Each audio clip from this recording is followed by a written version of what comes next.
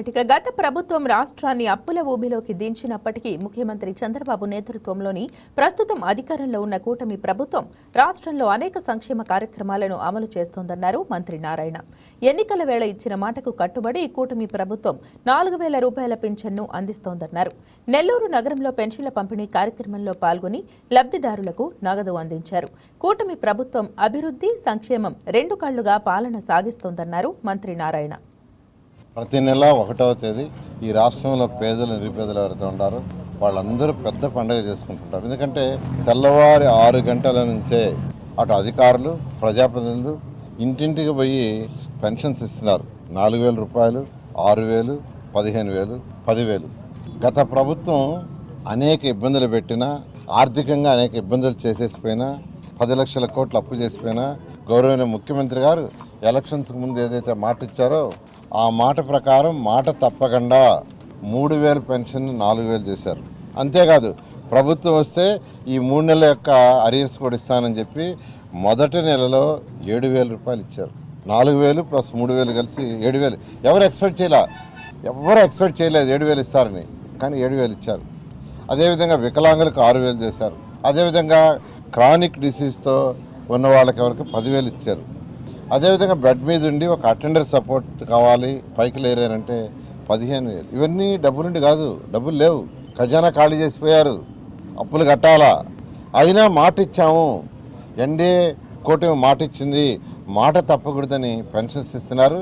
అది కూడా 1వ తేదీ ఇంటింటికి పోయి ఇవ్వాలంటే ఈరోజు దాదాపు 99% పెన్షన్స్ 1వ తేదీ కంప్లీట్ చేస్తున్నారు.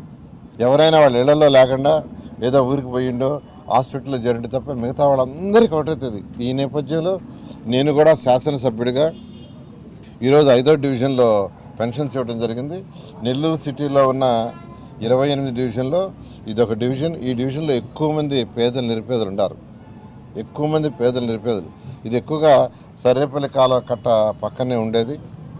అయితే ఈ ఏరియాలో నేను ఎన్నోసార్లు తిరిగినప్పుడు, ఎలక్షన్స్ ముందు తిరిగినప్పుడు చిన్న పిల్లలు అడిగారు, సార్ మాకు ఆడుకోవటానికి ఏం లేదు, మాకు కూడా ఒక మంచి పార్క్ కావాలా. 2014-19లో అనేక పార్కులు కట్టించారంటే అప్పుడు ఈ పక్కనున్న ఒక స్థలం దాదాపు 1 ఎకర్ స్థలం, ఆ స్థలంలో ఒక మంచి పార్క్ కట్టేటట్టుగా చేసాము. ఆల్రెడీ దానికి ప్రహరీ గోడ కట్టి లెవలింగ్ చేశారు. మరొక 3 monthsలో యాక్చువల్గా ఒక చక్కటి పార్కు ఈ ఏరియాలో ఉండే పిల్లలకు వస్తుంది. అదేవిధంగా ఈ పక్కన ఒక సైట్ ఉంటే దాన్ని కూడా యాక్చువల్గా సార్ మాకు మంచి స్పోర్ట్స్ యాక్టివిటీ ఉండేటట్టుగా కట్టిమన్నారు. నేను మొన్న అధికారులకు చెప్పాను, దాంట్లో ఏమేమి స్పోర్ట్స్ యాక్టివిటీ చేయగలం అవన్నీ చేయమని. ఈ విధంగా ఈరోజు నెల్లూరు సిటీలో 28 డివిజన్లలో ఆ డివిజన్లో ఉండే ప్రజలకు కావాల్సిన ప్రతిదీ ఎలక్షన్స్కి ముందు ఏదైతే చెప్పామో చెప్పిన దానికంటే ఎన్నో రెట్లు డ్రైన్స్ 50 కోట్ల రూపాయలు గౌరవ ముఖ్యమంత్రి గారు లాస్ట్ బడ్జెట్లో శాంక్షన్ చేశారు. ఎంతో వేగవంతంగా వర్క్స్ జరుగుతున్నాయి. దాన్ని కూడా రాజకీయానికి వాడుకోవాలని ట్రై చేస్తున్నారు. ఎందుకంటే దాన్ని వైడింగ్ చేసేటప్పుడు కొందరు ప్రహరీ గోడలు కొద్దిగా లోపల జరుపుకోవాల్సి వస్తుంది, ఎక్కడన్నా 1-2 ఇళ్ళు అడ్జస్ట్ పోతాయి. అయితే దానికి మేము కూడా జాగ్రత్త పడి నేనే పర్సనల్గా అధికారులతో మాట్లాడి, లోకల్ పొలిటీషియన్స్తో మాట్లాడి ఎక్కువ ఇబ్బంది చేయొద్దు, నిజంగా ఎంత అవసరం అంతే తీసుకోండి, ఎవరికన్నా ఇళ్ళు పోతే వాళ్ళకి టిట్కో లేనే ఇస్తాం, లేదా స్థలం ఇస్తాం, 2.5 లక్షలు శాంక్షన్ చేస్తామని చెప్పటం. ఆ విధంగా ప్రజాప్రతినిధులు కూడా కన్విన్స్ చేస్తున్నారు. దానికి అందరూ కూడా సహకరిస్తున్నారు. వాళ్ళందరూ కూడా